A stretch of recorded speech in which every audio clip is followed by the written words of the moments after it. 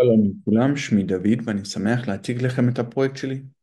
הפרויקט נקרא WhatsApp Based Invoice Management, מערכת שמקבלת צילום חשבונית, מפרסרת אותה ושומר אותה תוך דאטאבייס. בנוסף, המערכת מאפשרת למשתמשים לייצר שאילתות על ידי שפה טבעית באמצעות בינה מלאכותית. כלומר, משתמש יוכל לשאול שאלות לגבי החשבוניות שלו ולקבל בחזרה את כל המידע הרלוונטי, מסודר בתוך קובץ אקסל. התקשורת עם המשתמש נעשה באמצעות ה-API של וואטסאפ, שמתקשרים איתו דרך הפלטפורמה טוויליו. עכשיו אני אדגים לכם את המערכת. את ההדגמה אני עושה באמצעות וואטסאפ, ועושים דחול למערכת עם איזושהי הודעה, שלום. המערכת יקלוט את ההודעה וישאל אותנו האם אנחנו רוצים להעלות חשבונית או לייצר שאילתה. נתחיל בלהעלות חשבונית. כאן יש לי חשבוניות לדוגמה, למשל את זאת. נעלה את החשבונית. המערכת בעצם עכשיו יקלוט את החשבונית, יפרסר אותה, יאחסן אותה, ויחזיר לנו תשובה שהצליח לעשות את כל הפעולות האלו. כמו שרואים כאן, הוא הצליח לעשות את כל הפעולות. עכשיו נייצר שאילתה על ידי שפה טבעית. בעצם נבקש ממערכת להראות לנו את כל ההוצאות שלנו ששילמנו עבורם יותר מ-5,000. I want to see all my invoices that I paid over 5,000. עכשיו המערכת תקלוט את ההודעה באמצעות בינה מלאכותית, יהפוך אותו לשאילתה ויחזיר לנו קובץ אקסל כמו שרואים כאן. נוריד את הקובץ אקסל ונתעניין בו.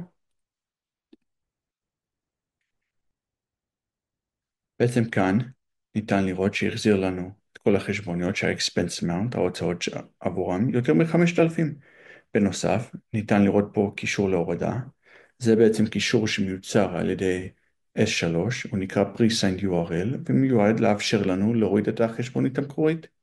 עכשיו אני אדבר איתכם על ארכיטקטורה המערכת.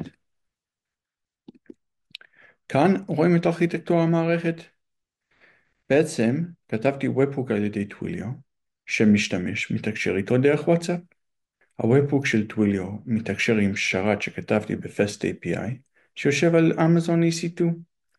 השרת Fast API מתקשר באמצעות קפקא ב-Receipt Manager.